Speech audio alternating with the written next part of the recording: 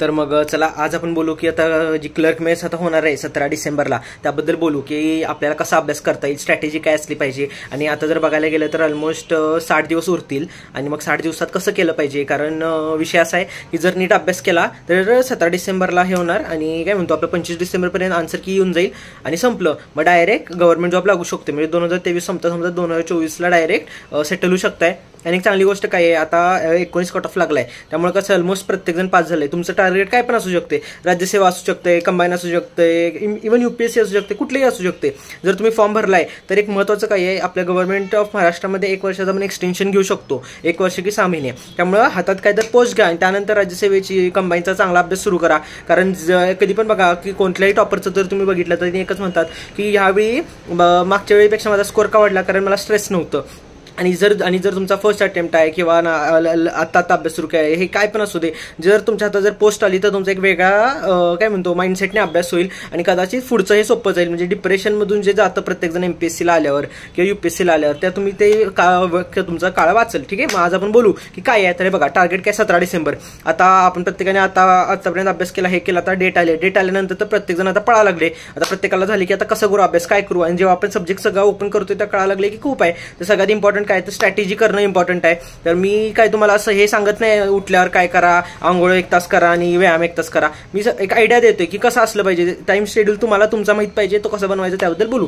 आपण ह्या सब्जेक्टबद्दल बोलू. टाइम मॅनेजमेंट काय असलं पाहिजे, डेली सब्जेक्ट काय असलं पाहिजे, मराठी इंग्लिश ग्रामर कसं करायचं आणि क्वांट म्हणजे काय आहे बोलू आपण एक सविस्तर. ठीक आहे, पहिलं काय time management. Okay, speed is the key for success. एक सांगतो तुम्हाला, जसं ना काय म्हणतो आता राज्यसेवेला काय आहे, राज्यसेवेला कन्सेप्ट जास्त खूप महत्त्वाचे आहेत. तसं ना कंबाईनला किंवा आता आपल्या ग्रुप सीला स्पीड जास्त महत्त्वाचं आहे. ह्याला नाही फरक पडत की तुम्हाला ना किती जास्त येते, तुम्हाला त्या वेळात करता येणार आहे का.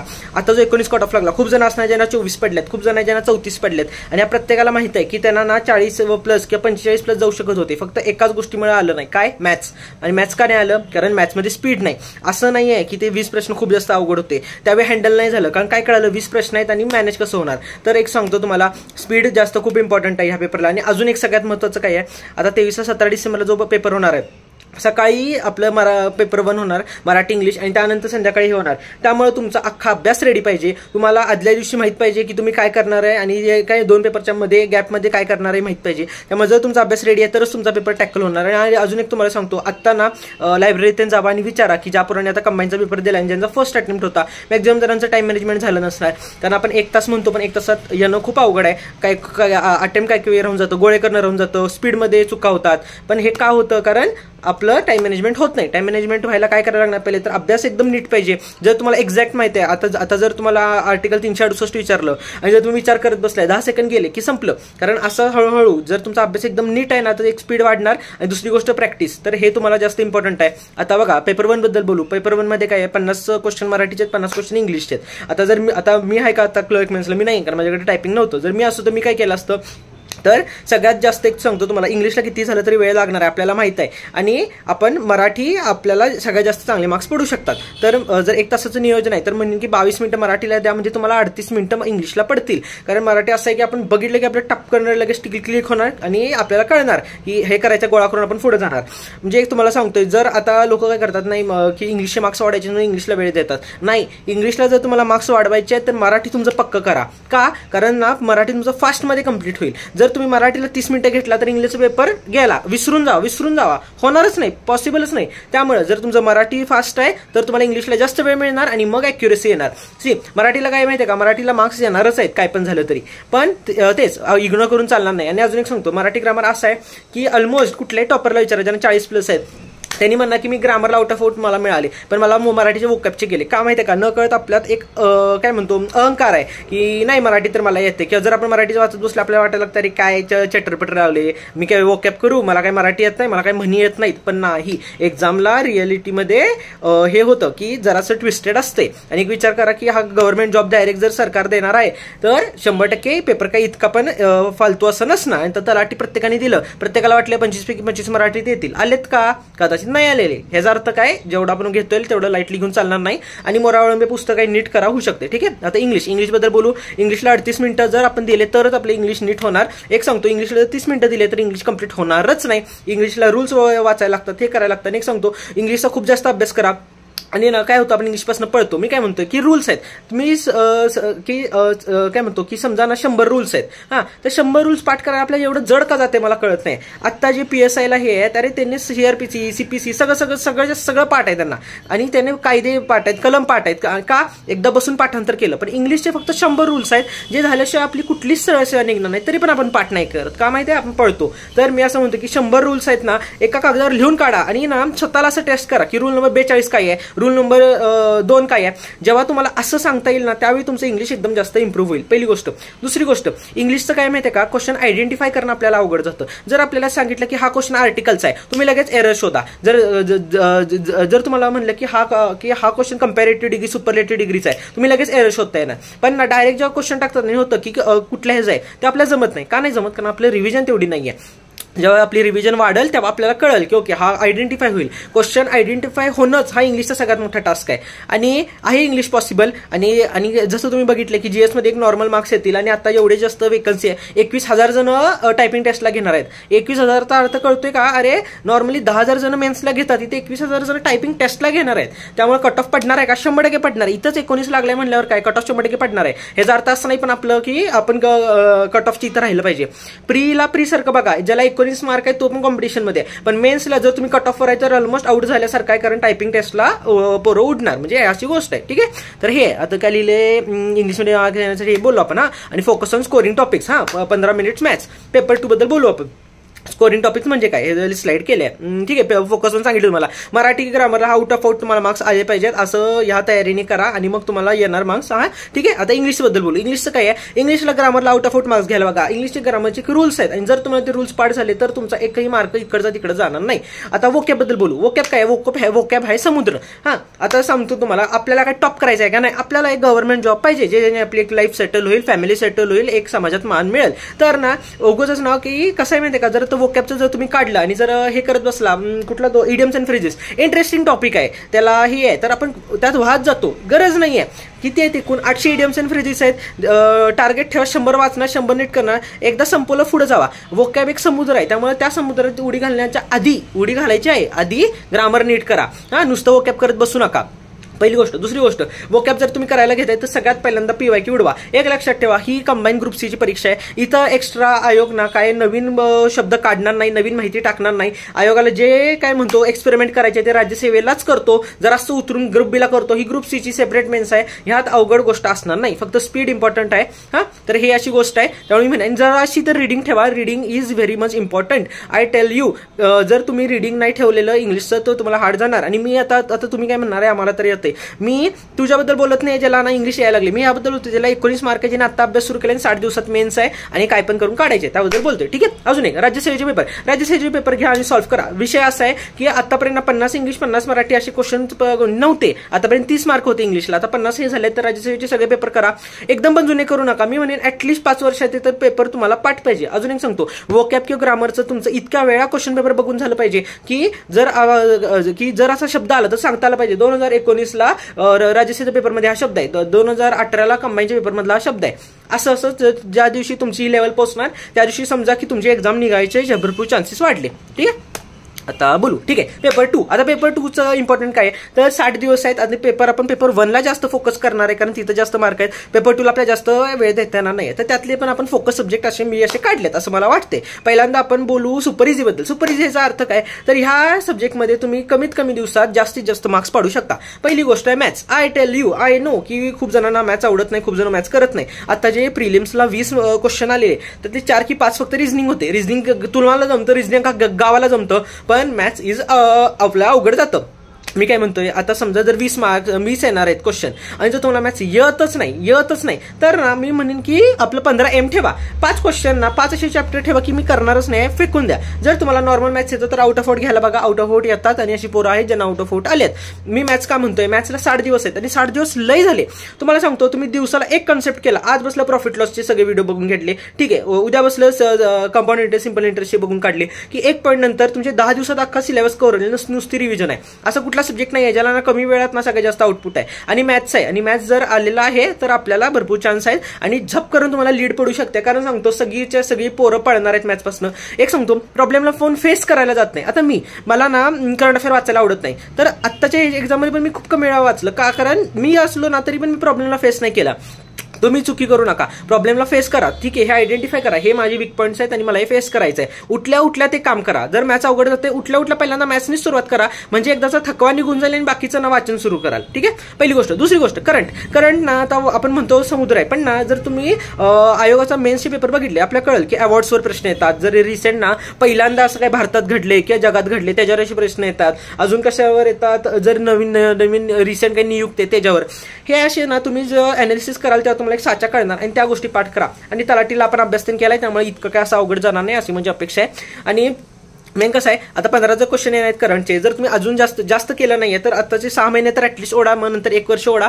ठीक आहे, 10 आले तरी बाद झालं. हा, हे असं माझं मत आहे, पहिली गोष्ट. दुसरी गोष्ट, आता पॉलिटीचा विषय कसा आहे, आपण जर बघायला गेलं तर खरं पॉलिटी स्कोरिंग आहे का, तर येस भरपूर जास्त स्कोरिंग आहे. फक्त विषय असा आहे की हा मेन्स आहे आणि मेन्सला काय आहे, मेन्सला दिलाय सिलेबस. आता सिलेबसचा अर्थ काय, तिथं दिलंय काय, हे युसीसी युनिफॉर्म सिव्हिल कोड आर्टिकल 44 ह्याचा तिथं उल्लेख आहे. ह्याचा अर्थ कंपल्सरी आर्टिकल 44 प्रश्न येणार आहे, म्हणजे येणार आहे, टाकतंच, आयोगाला टाकायलाच लागतं.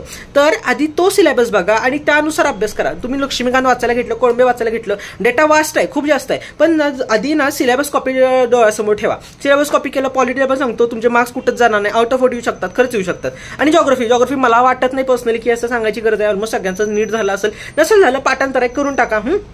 आता मॉडरेट हिस्ट्री मॉडरेट आहे का, इतिहास मॉडरेट आहे का, तर तसा बघायला गेलं नाही, सोपं आहे. पण काय आहे, आवाका वास्ट आहे. आपल्याला माहित आहे की आपल्याला हे येतंय, पण काय काही क्वेश्चन बदलतात त्यावेळी हे होतं, तर त्यामुळे मी मॉडरेटला टाकेन. त्यामुळे मी सुपर इझी चॅप्टर्स आहेत ना, आउट ऑफ आउट घ्यायला बघा, आउट ऑफ आउट येऊ शकतात. It is very easy for you. ठीक आहे, पहिली गोष्ट. दुसरी गोष्ट, आता मॉडरेटमध्ये म्हणजे हिस्ट्री आणि इकॉनॉमिक्स आहे. आता हिस्ट्री आणि इकॉनॉमिक्सचं तुम्हाला काय करायचं आहे, तर PYQ नीट करायचं. तर रिसेंट जे पेपर आलेत ना ते बघायचे. आणि तुम्हाला सांगतो आता जे होणार आहे PSI STI ASO 22 आणि नंतर आपलं 23, त्या पेपरची 100% क्वेश्चन रिपीट होणार, म्हणजे होणारच. कारण ग्रुप सीचा पेपर आहे, ग्रुप सीला आयोग ना लेवल लो ठेवायला बघतं, आणि लो ठेवायला बघतं म्हणून लेवल हाय होती, कारण डायरेक्ट फॅक्च्युअल गोष्टी विचारतात आणि PYQ विचारतात. त्यामुळे मी म्हणेन हे. आणि आता सुपर हार्डला सायन्स का टाकले, आताच आपण सगळ्यांनी प्रिलिम्स दिली, सायन्स अतिशय अवघड आले, अतिशय. सायन्स अशी गोष्ट आहे तुम्हाला किती पण जास्त वेळ दिला जास्त आउटपुट येणार नाही. त्यामुळे मी म्हणेन जर आता 60 दिवस आहेत, सायन्स त्यातनं जास्त केलं नाहीये तर ठीकठाक करा. ठीकठाकचा अर्थ काय, पहिली गोष्ट तर सिंपल सब्जेक्ट घ्या. आता केमिस्ट्रीची कन्सेप्ट आहे मोलॅरिटी, नाही जमणार नाही, जर सायन्स केलं नाही जमणारच नाही, सोडून द्या. सोपं काय आहे आपलं, तर बायोलॉजी म्हणजे पाठांतराच्या गोष्टी, पहिली गोष्ट ते करून टाका. दुसरी गोष्ट काय, PYQ. तुम्हाला सांगतो PYQ रिपीट होणार आहे. ठीकठाकमध्ये सायन्स करायचं. ऐक सांगतो, सुपर इझी सब्जेक्ट्समध्ये आउट ऑफ आउट मार्क्स घ्यायला बघायचं. मॉडरेटमध्ये ना आपलं जे नॉर्मल आहेत ना लोक, त्यापेक्षा एक दोन क्वेश्चन फक्त जास्त पास. आणि सुपर हार्ड म्हणजे सायन्स आहे, जर गावाला 6 पडते तुम्हाला 5 जरी पडलं तरी तुम्ही जिंकलाय, बास झालं, लय म्हणजे लय जिंकलाय, एवढा काही विषय नाही आहे. ठीक आहे, असं हे आहे सायन्स. असं मी जर आत्ता मेन्सला असतो तर मी असं प्रायोरिटाईज केलं असतं आणि मी असे सब्जेक्ट फोडले असते. इम्पॉर्टंट काय आहे, पोस्ट हातात घेणं इम्पॉर्टंट आहे, काय ना काय तर आपलं लाईफ सुरू होणं इम्पॉर्टंट आहे. ठीक आहे, त्यामुळे मी असं म्हणेन की 60 दिवसात सायन्सला जास्त हात देऊ नका. किती हात घातला तरी सायन्स काय आवाक्यात येणार नाहीये. आता daily study important, speed reading मोरावाळंबे. आता ह्याचा अर्थ काय, आता जर आपण मोरावाळंबे घेऊन बसलो, म्हणजे काय आपलं मराठीचं ग्रामर, तर आपलं वाचायला लागतं ना, आपल्या कंटाळ येतो. आपलं होतं की हे वाचून झालं, आपण स्किप करतो. एक लक्षात ठेवा, मोरावाळंबे मधला एक शब्द इम्पॉर्टंट आहे. कुठल्याही शब्दाला काय म्हणतो हातात घेऊन प्रश्न बनवू शकतो. आता स्पीड रिडिंग म्हणजे काय, तर टायमर लावायचा, अर्धा तासाचा टायमर लावायचा आणि क्लिक करायचा, आणि क्लिक केल्यानंतर झप करणं वाचून काढायचं. समजा तुमची पहिल्या काय म्हणतो की अर्ध्या तासात किंवा पहिल्या 1 तासात 30 पान वाचून झाली, तर ठीक आहे, डायरीमध्ये लिहायचं की 30 पान वाचून झालेत, सोडून द्यायचं. तर मग दुसऱ्या सेशनला संध्याकाळी किंवा पुढच्या दिवशी त्या 30 नंतर सुरू करायचं, परत 30 मिनिटाचा टायमर लावायचा. आणि स्पीड रिडिंगचा अर्थ काय, एक शब्द वाचायचा, एक ह्याला हे करायचं. आणि ह्याच्याने काय होईल, कदाचित तुमचं 5 दिवसात मोरावळंबे वाचून होईल. आणि हे ना एक्झाम पर्यंत ना कदाचित 10 वेळा किंवा 12 वेळा वाचून होईल. आणि हे झालं तरच तुम्हाला जास्त येणार. विषय कसा आहे, आता जर आपण मोरावळंबेचं येणारे जर आपण काय म्हणतो टॉपिक घेतले, आपण स्किप करतो, एक्झाममध्ये कन्फ्युजन वाढतं. त्यामुळे एक सांगतो तुम्हाला, तर मी म्हणेन की आठवड्यातनं एकदा तर मोरावाळंबे अख्खं वाचून झालं पाहिजे. आणि मी आत्ता आठवड्यातनं एकदा म्हणतो, एक्झाम यायला लागली ना तुमचं दिवसाला मोरावाळंबे वाचून होईल, तर मी म्हणेन स्पीड रिडिंग. आता दुसरी गोष्ट, reel is killing attention spam. आता सांगतो, जेव्हा आलो काय म्हणतो MPSC, आता की त्याला 1 जानेवारी 2021, आता झाली ऑलमोस्ट, आता 3 वर्ष होतील. ओ गॉड, मग 3 वर्ष होतील. आता मग जेव्हा आलो ना, त्या रील माझं इंस्टाग्राम असायचं सुरू, रीलचा एवढा जमाना नव्हता. विषय काय असायचा, जर मी बसलोय ना पुस्तक वाचायला, मी 40 मिनिटं मला काय असं वाटायचं पण नाही, म्हणजे 40 40 मिनिटं 1 तास कंटिन्युअस वाचायचो. आता ना 15 मिनिटानंतर मी हा मोबाईल हाताळतो. 15 मिनिटानंतर ना जरा काही ना काहीतरी वेगळं घेतो. का? कारण हे रील जे बघ ना, युट्यूब शॉर्ट्स, इंस्टाग्राम रील, ह्याच्यामुळे काय झालंय आपल्याला की एक सलग ना असं एका गोष्टीकडे बघायची आपल्या सवय नाही. आता हा व्हिडिओ आता 15 मिनिटं झाल्या. आता सांगतो 90% लोकांनी आतापर्यंत व्हिडिओ बंद केला असणार, तुम्ही बघणार पण नाही. का? म्हणजे आपलं एवढा आता अटेन्शन स्पॅन उरलाच नाहीये. आपल्याला ना घाईची सवय लागली आहे. मी म्हणेन हे 2 महिने एकही रील बघू नका. या रीलमुळे काय व्हायला लागले, आपल्याला न कळत ना आपला जो अटेन्शन पिरियड एकदम कमी व्हायला लागला. आपण कॉन्सन्ट्रेशन होत नाही. कॉन्सन्ट्रेशन न झाल्यामुळे अभ्यास आपला कमी व्हायला लागलाय. आपल्याला कळत नाही. आपल्या साईड इफेक्ट्समध्ये हे साईड इफेक्ट झाले. तर मी असं म्हणेन 2 महिने फक्त करू नका. तुमच्या फ्युचरसाठी आहे. भरपूर गोष्टी, काय गोष्टी सॅक्रिफाईस करायला लागतं. MPSC डिमांड्स सॅक्रिफाईस तुम्हाला करायला लागतं, करायला लागणार. आणि अजून एक गोष्ट सांगतो काय, म्हणजे ना मला अशी आयुष्यात पडती. कसं आहे ना माहिती आहे का, की आयुष्यात ना म्हणजे ना लिमिटमध्ये काय किंवा ना म्हणजे असं हात राखून गोष्टी करायच्या नाही. 4 गोष्टी म्हणजे माझं तर आहे काय म्हणतो की दोस्ती, प्रेम, अभ्यास आणि युट्यूब. मला असं हात राखून करता येत नाही. केलं तर अख्खं, नाही तर अजिबात नाही. त्यामुळे मी असं म्हणेन की तुम्ही पण असं करा. जर आता तुम्ही 2 महिने अभ्यास करणार आहे ना, सगळ्या गोष्टी बंद करा. सगळ्या म्हणजे सगळ्या. काय एवढं फरक पडणार नाहीये. आणि जर तुम्ही या करत नाहीये तर तुम्हाला आत्ता काय वाटणार नाही, पण रिझल्टच्या वेळी हे होईल, वाट लागेल. आणि सांगतो एवढी परत एकदम मोठी अपॉर्च्युनिटी येणार नाहीये. तर प्लीज हे करा. ठीक आहे. इंग्लिशचं काय बघा, इंग्लिश लिहिले की rules 1 day, English questions other day. ह्याचा अर्थ काय?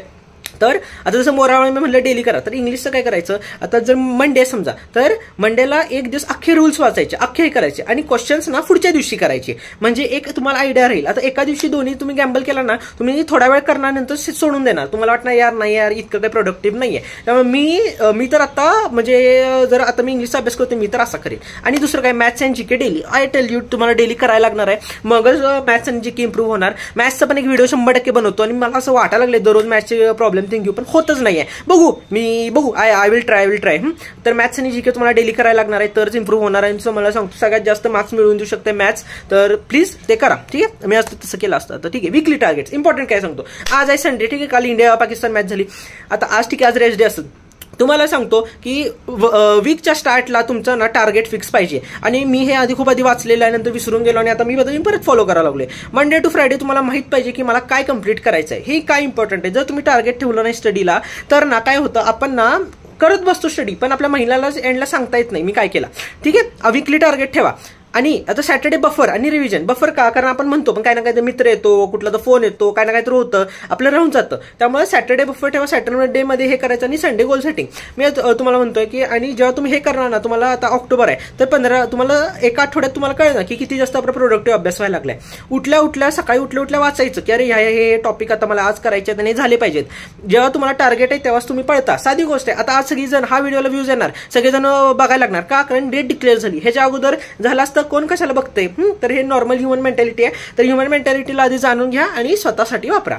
दुसरी गोष्ट, दररोज एक पेपर मराठीचा द्यायचा आणि पुढच्या दिवशी लागलं तर एक पेपर इंग्लिशचा द्या. आता सांगतो, मराठीचा एक पेपर द्यायला, मग इंग्लिशचा पेपर द्यायला किती वेळ लागतो? अर्धा तास लागतो. आपल्या दिवसात अर्धा तास काढता येतो का? काढता येतो. आपण काढणार का? आपण काढणार नाही. का सांगतो? आपल्या एक ह्युमन मेंटॅलिटी काय, जोपर्यंत माझं 100% प्रिपरेशन होणार नाही तोपर्यंत मी देत नाही. पहिली गोष्ट. दुसरं काय असतं, अरे नाही माझा कॉन्फिडन्स लो होईल. अरे बाबा, आज काय 10 डिसेंबर आहे का की आठवड्याला तुझी एक्झाम आहे की कॉन्फिडन्स लो व्हायला? काय लो बी होत नसतं कॉन्फिडन्स. Face your fears. ठीक आहे. काय होणार आहे, जास्तीत जास्त काय होईल, 5 मार्क पडतील, सिंगल डिजिटमध्ये मार्क्स पडतील. म्हणून काय, स्वतःची लायकी ओळखा. जर मला इंग्लिशला 100 पैकी 5 मार्क पडतात, ह्याचा अर्थ काय, माझी इंग्लिश आत्ता माझे पेपर द्यायची लायकी नाहीये. हे गुड न्यूज आहे का बॅड न्यूज आहे? गुड न्यूज आहे. का? माझ्याकडे आहेत ना 60 दिवस. माझी आता लायकी नाहीये, पण मी लायकी आणणार आहे. मी तुम्हाला सांगतो, स्वतः किती पाण्यात आहे हे बघणं गरजेचं आहे. समुद्र किती खोल आहे ह्याचा अंदाज आला पाहिजे. नाहीतर तुम्ही फक्त वाचन करत राहाल आणि एंडला काय होणार नाही. तुम्हाला सांगतो की दररोज एक मराठीचा पेपर देणं शक्य आहे, अर्धा तास काढणं शक्य आहे, पण आपण काढत नाही. काढा. इंग्लिशचा पेपर दररोज देणं शक्य आहे. आणि दूर सांगतो, युट्यूब आहे रे, प्रत्येक गोष्टीचं एक्सप्लेनेशन आहे, प्रत्येक गोष्टीचं हे आहे. मित्रांकडनं ऍक्सेस घ्या, OTP घ्या, टेलिग्राम बघा, शोधा, जे काय असेल ते शोधा. प्रत्येक गोष्टीला सोल्युशन आहे, फक्त तुम्ही तेवढं चाह पाहिजे. अजून I guess this is end. आता मी असं म्हणजे हा व्हिडिओ बनवलाय त्याबद्दल. ठीक आहे. जर मला असं वाटतं की ह्याचा असं तर मी तर असा अभ्यास केला असता. आणि at the end it all depends on you. आता बघू ट्राय करतो उद्यापासून जरा असं तर मॅथ्स घ्यायचं, कारण मला जमतंय पण मला ते होतच नाहीये. बघू, आय विल ट्राय. ठीक आहे. All the best. आणि तुमचं काय असलं तर कमेंट करा. मी ऑनलाईन आहे आणि इंस्टाग्रामला पण येतो ऑनलाईन, लई दिवस ऑफलाईन होतो. All the best.